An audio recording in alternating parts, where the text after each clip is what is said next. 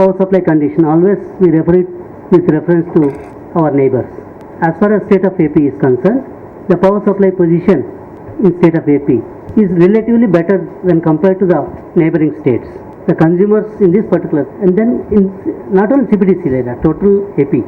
Then what I want to impress upon you is, for any developmental activity, power is the basic infrastructure required for either industry or agriculture or any other commercial institution. As such, operating and updating of the infrastructure and adding new infrastructure, this has been a focus in city of Hyderabad right from the beginning. And we are continuing the good work done by our predecessors as well, whereby now after this World Bank reforms have taken place in power sector, earlier we had some problems in development of infrastructure because of constraints on availability of the funds.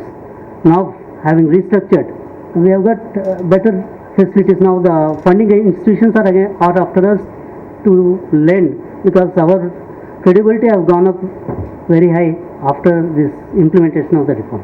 Likewise in city of Hyderabad, now we are referring to only the Hyderabad core city. Hyderabad core city, as far as the sub-transmission and distribution network are concerned, yes, we are comfortable. Whereas it comes to the transmission level and the generation level, that's why I made it very clear to you in the beginning itself that a tandem thinking, right from the generation point of view, transmission point of view, sub-transmission and distribution. So these are the three factors. Now they are independent entities but interdependent entities. Unless the generation is good, whether your transmission is good and distribution and sub-transmission is good, you will not be in a position to cater the requirement of the consumer. Similarly, when generation is good and distribution is good, transmission is not good, even then we will be failing. When both the other two are good and distribution sub-transmission is bad, again we are failing. So all these things, three things should be taken up in tandem.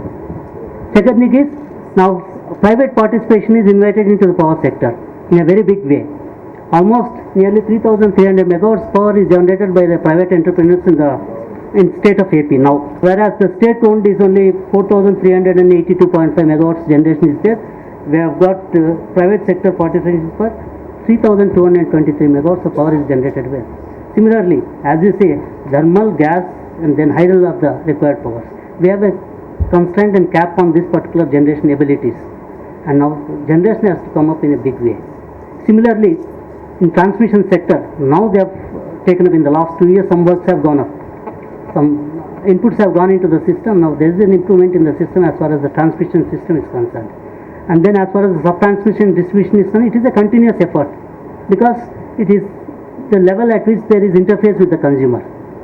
Both Transco and Genco, they don't have interface with the consumer, because immediately the consumer, whenever he has a problem, immediately talks to only the distribution man. So this sub-transmission distribution network, yes, we are confident we can give you the utmost standard power supply in terms of quality, quantity. Only thing is the availability of power supply is next the factor. Next, transmission ability. These things are now being upgraded, whereby in future to come, I think we have a very, very rosy picture as far as power sector in this particular Hyderabad city is concerned. And Hyderabad city was adjudged as the best lit city, and GHMC was awarded as international award on this particular best lit city, when this street lighting was under the control of the Transco, the APCPDC. So similarly, even for the people, even the World Bank people, we operate at prohibitively dangerous conditions as well, which is not for the Western country people. Now we have got 50% redundancy. Suppose 50 megawatts power is required, immediately you will have 100 megawatts as source of income, and 2 or 3 possible alternatives. Whereas we don't have that system here. We will have to manage the existing system, and most of you who are just known of this electricity, and we people, we operate the grid even at 48.75 frequency, hertz frequency. If at all, the World Bank people were commenting on that.